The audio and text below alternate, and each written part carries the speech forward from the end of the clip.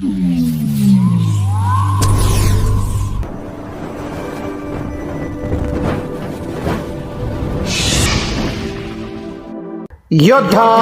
News Marathi. आमदार बाबाजी काळेंनी पत्र जाहीर करत लावला आरोपांवर शिक्का।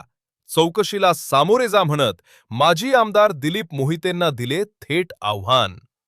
खेड आळंदी मतदारसंघाचे आमदार बाबाजी रामचंद्र काळे यांनी मुख्यमंत्री देवेंद्र फडणवीस यांना गेल्या महिन्यात पाठवलेले आपले मूळ पत्र आज स्वतः माध्यमांसमोर जाहीर केले।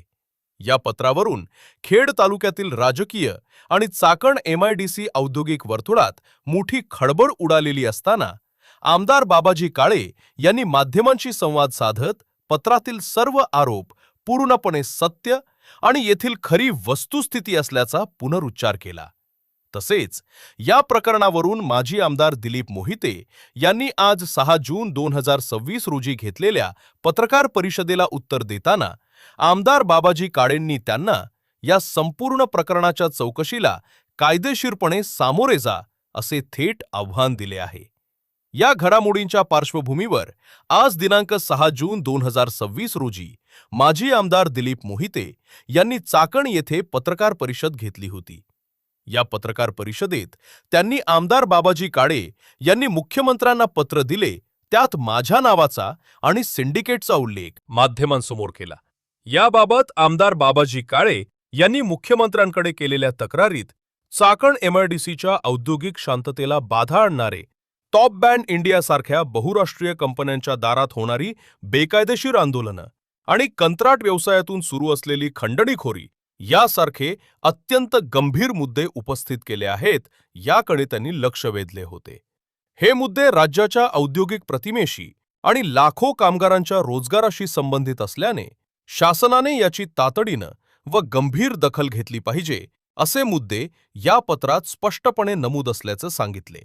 आमदार बाबाजी काळे औद्योगिक क्षेत्रातील अशांतता याबाबत घेतलेली आक्रमक भूमिका घेत स्पष्ट करत सांगितले की चाकण औद्योगिक क्षेत्रातील बहुराष्ट्रीय कंपन्यांना कशा प्रकारे धमकावले जात आहे आणि यात स्थानिक माजी आमदार यांचे बगलबच्चे सिंडिकेटचं कसे संगनमत आहे, या सर्व बाबी पूर्णपणे सत्य आहेत। औद्योगिक क्षेत्रातील शांतता आणि राज्याची परकीय गुंतवणुकीची प्रतिमा टिकवण्यासाठी शासनाने या तक्रारीची दखल घेऊन दोषींवर तातडीने गुन्हा नोंदवणं आणि या गुन्हेगारी सिंडिकेटची उच्चस्तरीय चौकशी करणं अत्यंत गरजेचे आहे।